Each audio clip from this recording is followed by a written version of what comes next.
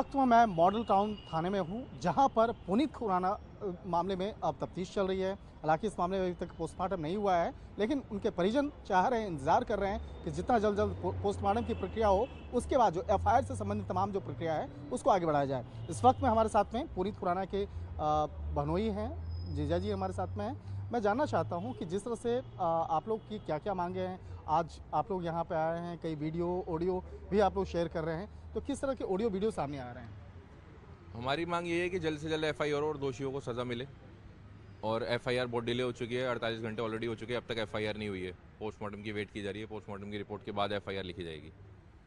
और यही हमारी समस्या है कि जल्द से जल्द एफआईआर लिखी जाए। इसमें सुमित जी बहुत सारे ऐसे ऑडियो वीडियो भी जो है सामने आ रहे हैं, और उस ऑडियो वीडियो के बारे में मैं जानना चाह रहा हूँ जो आप लोग आगे शेयर कर रहे हैं पुलिस वालों से भी। जिस तरह से ऑडियो में वो पैसे का लेन देन वाला 2 करोड़ का जिक्र हो रहा है, वो क्या है, किस बात को लेकर पुनीत और उनके ससुर वाले पक्ष से बातचीत हो रही है? उन जो ऑडियो में बताया गया है, जैसे कि 2 करोड़ रुपए के लिए उन्होंने एग्री किया, मैं पुनीत को दूंगा। उन्होंने कुछ लोन लिया था पुनीत के फादर से, उसके फादर इन लॉ ने पुनीत के। और लोन वही हम उनसे काफ़ी सालों से मांग रहे थे कि दे दीजिए, हमें ज़रूरत है पैसे की। तो वो दे नहीं रहे थे कि अभी है नहीं, मैं दे दूंगा, मैं इंटरेस्ट दूंगा या जो भी करूंगा। बट फिर वो लास्ट में 2023 में उनकी जो मीटिंग हुई थी, उसमें उन्होंने एग्री किया था कि मैं 2 करोड़ रुपए तेरे को दूंगा, और जो हमने तुझे मकान दे रखे रहने के लिए वो तो हमें खाली कर दे। पुनीत ने बोला ठीक है भाई, आप या तो मेरा लोन वापस करो या मेरे को मकान दो। तो जो भी उनकी सेटलमेंट हुई थी, बट बार बार प्रॉब्लम यही आती है कि वो बार बार अपनी सेटलमेंट से पीछे हट जाते हैं। जो भी वो सेटलमेंट करते हैं, हर 10-15 दिन बाद वो पीछे हट जाते हैं कि नहीं नहीं नहीं नहीं।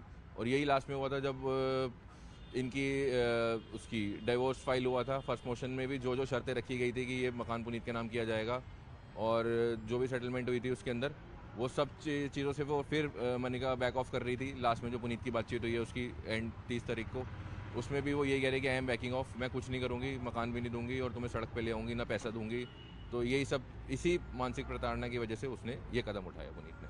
आप परिवार के सदस्य हैं, कहीं आपको लगा था कि पुनीत आप लोगों से जब बातचीत करता था कि वो काफ़ी परेशान है, उसकी जो मानसिक स्थिति जो है वो बहुत ज़्यादा ख़राब हो रही है, कभी ऐसा फील हुआ, या आप उन सब चीज़ों पे डिस्कस कर रहे होंगे परिवार में आपस में?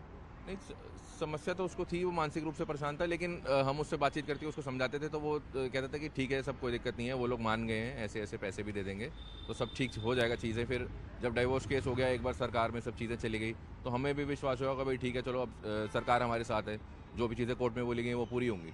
बट वो लास्ट में आके उससे भी बैक ऑफ हो गए, तो इसी वजह से पुनीत ने सुसाइड करी।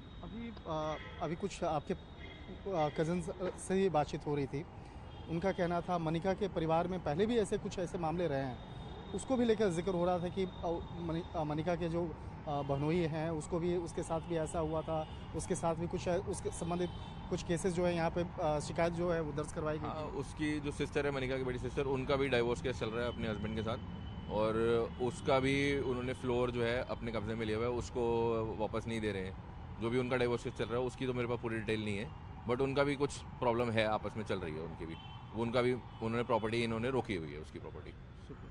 निश्चित तौर पे कह सकते हैं पुनीत खुराना का जो मामला है वो इस अभी मॉडल टाउन थाने में इस मामले की तफ्तीश चल रही है, पुलिस इस मामले में तफ्तीश कर रही है। लेकिन जिस तरह से परिवार के सदस्यों का कहना है कि इस मामले में जो पोस्टमार्टम की प्रक्रिया है उसको आगे बढ़ाया जा रहा है, जब पोस्टमार्टम की प्रक्रिया पूरी हो जाएगी उसके बाद ही हो सकता है कि इस मामले में एफआईआर भी दर्ज किया जा सकता है। लेकिन जिस तरह से इस मामले को बात करें तो इस मामले को लेकर अब देश भर में चर्चाएं हो रही हैं, क्योंकि जिस तरह से पुनीत खुराना ने आत्महत्या किया है, अब इस मामले पर विस्तार से तफ्तीश का जो दायरा है पुलिस कर्मियों के द्वारा आगे बढ़ाया जा रहा है।